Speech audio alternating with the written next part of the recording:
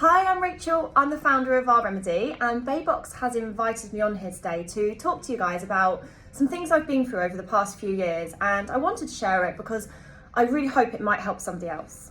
So it all kind of started with finding out I wasn't going to conceive naturally and having IVF. I've also had cancer cells which were found on my ovaries, my womb, my cervix. I had a full hysterectomy because of this, and then I got launched into the menopause. And this all happened before the time I was 30. So I'd say I have quite a lot of experience with all of these subjects now and all sorts of period related issues.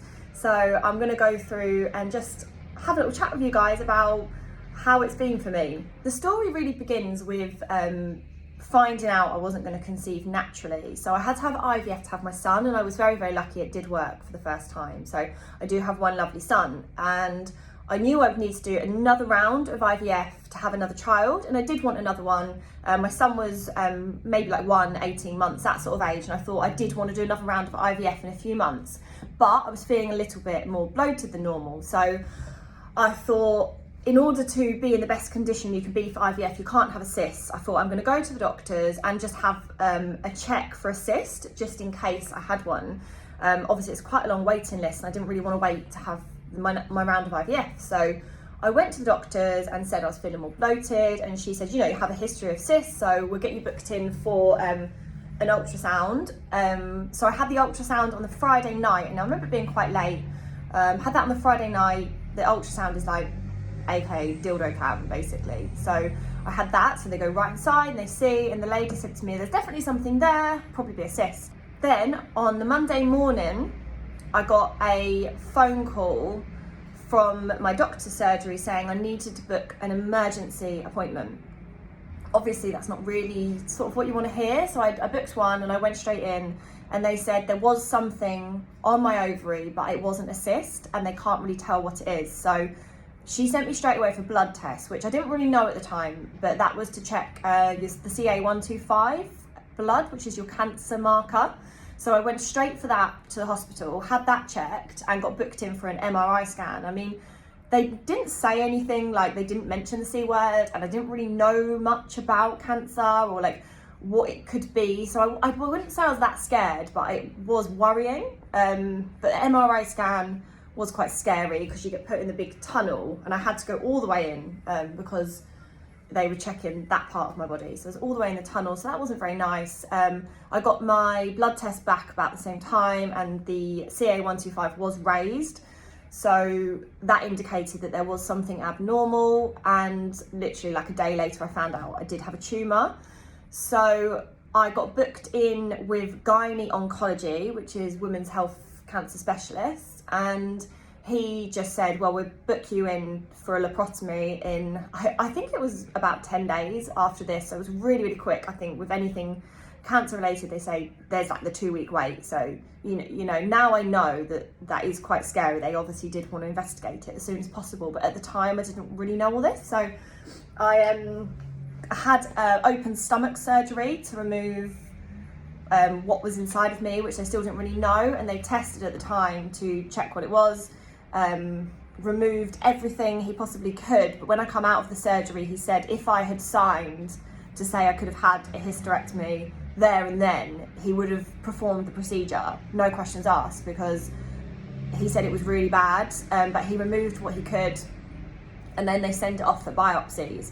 So I went back maybe 2 weeks later, obviously recovering from the open stomach surgery as well. Went back a couple of weeks later, and I walked into the room, and there was 5 doctors, a nurse, and someone training. I thought, this isn't going to be good. This is quite scary. So we sat down, I was with my husband at the time, and we sat down, and he said it's stage 3 borderline ovarian cancer. I mean, obviously the worst you can have is stage 4, but that means it's spread to other parts of your body, so it would be on your lungs or something. And mine was only on reproductive organs, so it was on my cervix, my womb, both my ovaries. And he said, although he did get rid of most of it, he said the best course of action really for me would be to have a hysterectomy, which is definitely not what I wanted to hear at all. I really did want to have another child.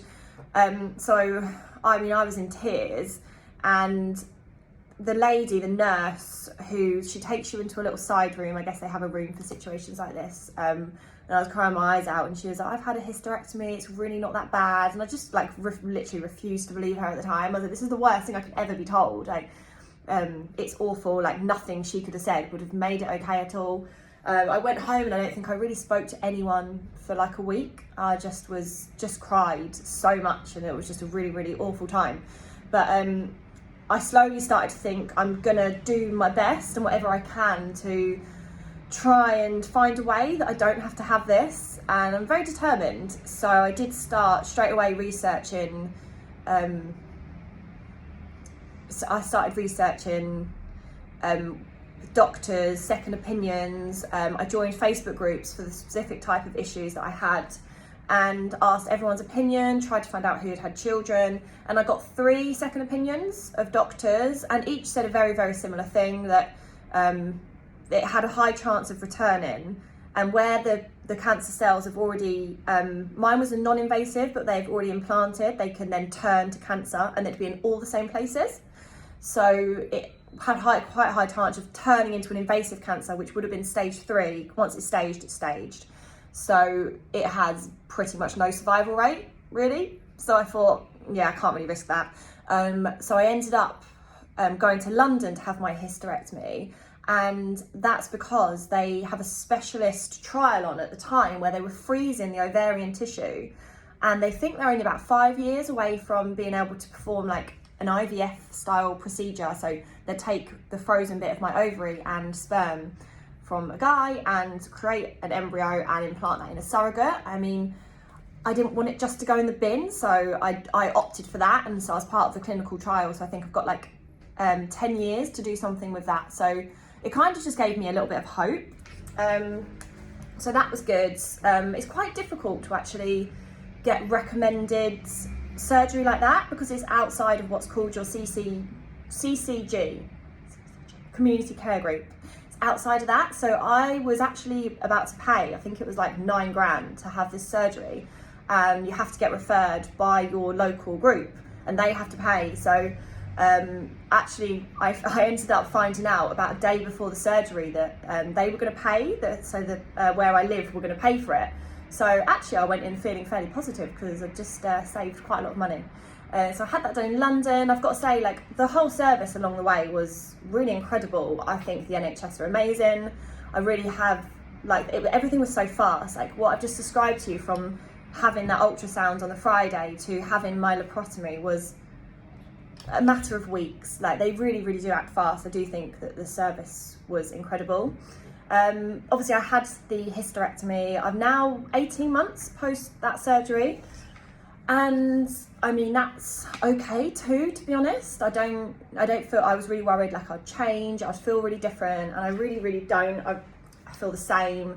If anything, it's kind of eye-opening, and it does make you think about things you're doing in your life a bit more. Suddenly you've had quite a big experience to go through.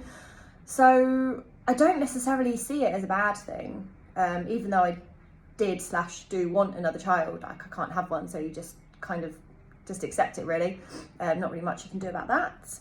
I think in terms of how, if you're going through this or you know someone's going through this, and how we can support them and what we can do, I think joining Facebook groups for me was just incredible. I really found that talking to other women that were going through the exact same thing. So I'm part of a few groups, a borderline ovarian cancer group, a hysterectomy group, a surgical menopause group, and I just put any questions I have. Like, nothing is too much information for me. I just put any questions in there, and somebody's always been through it. Somebody's always got an answer. So personally, I think that's where I've received the most support, and that's the reason I started Our Remedy, because I wanted to put myself into a position where I can help other people, which I do feel like I do. I write a lot about my experiences on my blog. I get a lot of web chats. I get people phone me, to be honest, and who are going through laparotomies and hysterectomies and similar procedures, and I'm just more than happy to talk about it. So